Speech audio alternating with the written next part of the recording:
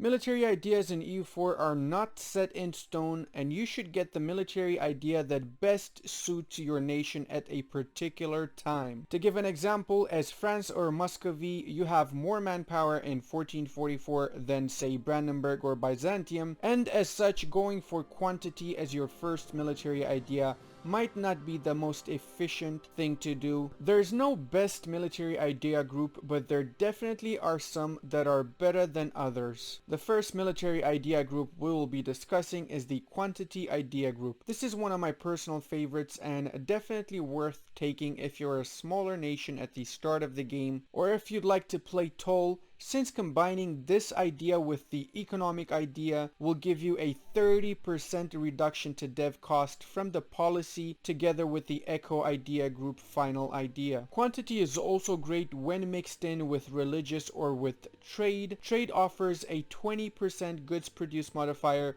that makes you insta-rich, and religious gives you a 10% morale of armies modifier from the policies. The best part about the quantity idea group is that it gives you 50% land force limit, which means that you can essentially double your army size, and it gives you a massive 50% manpower increase and 20% manpower recovery bonus, both of which can turn a small nation into their bigger neighbors equal. There are many other bonuses that quantity add, such as a regiment cost reduction and land maintenance cost reduction, and I personally believe that quantity is the best idea to go for first if you plan on taking economic or religious as your second idea group, since the policies gained are insanely good. The second idea group we will be talking about is quality. Everybody's favorite military idea group. It can give you a boost to your infantry, cav, and artillery combat ability, as well as a 5% discipline, and definitely boost your navy up too, since it hardens your ships and boosts their morale. Quality is a great idea to take if you plan on taking innovative as your second idea, or if you've already taken innovative as your first, since the policy gain from filling both of these groups up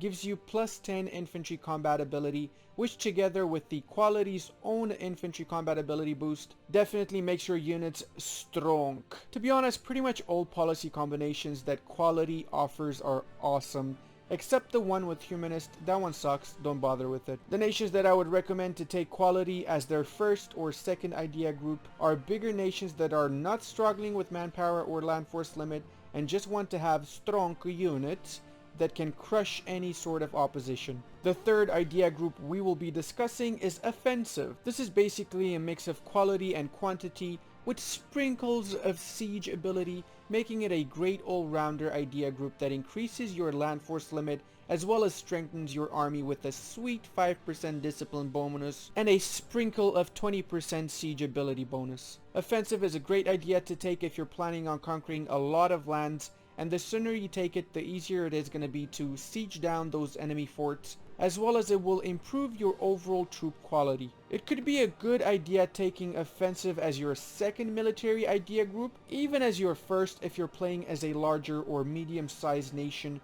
who wants to quickly expand into their neighbors' lands. When combined with trade or innovative, you get an awesome policy that can either give you another 10% siege ability or 10% movement speed and 10% trade. Another great policy you can get when combined with economic is 10% artillery combat ability. Next on our list is the defensive idea group. Some people have the idea that this idea group is a good one, which is debatable. People say that the 15% morale of armies that it offers can help, which is true, and I agree with, but aside from the 15% morale of armies, the rest of the ideas are average or below, with none of them shining or giving you anything amazing or great in the long run. If you're in it for the morale of armies, I previously mentioned you can get that as a policy when you mix in quantity with religious, and both of those idea groups are insanely good on their own. Here's another thing about defensive: none of their policies are worth it. The only decent one that I can think of is the combination with trade, which gives you an extra merchant, but aside from that, the rest are average, nothing amazing. Now, I know,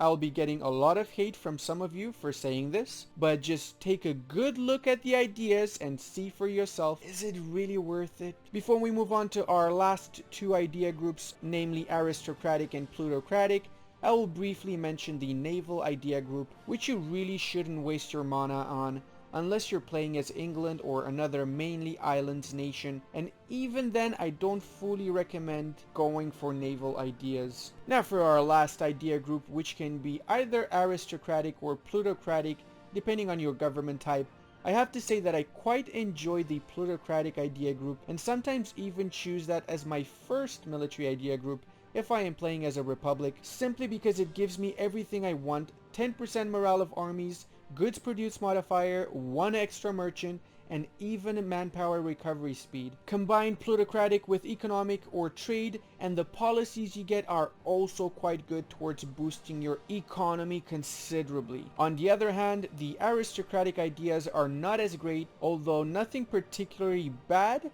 at the same time nothing particularly worth mentioning. You can get some great economic boosts from policies if you do combine aristocratic with trade, economic, or innovative, so as a late game military idea group it is worth thinking about, especially since it adds absolutism from some of its own ideas. I honestly hope you guys enjoyed this video.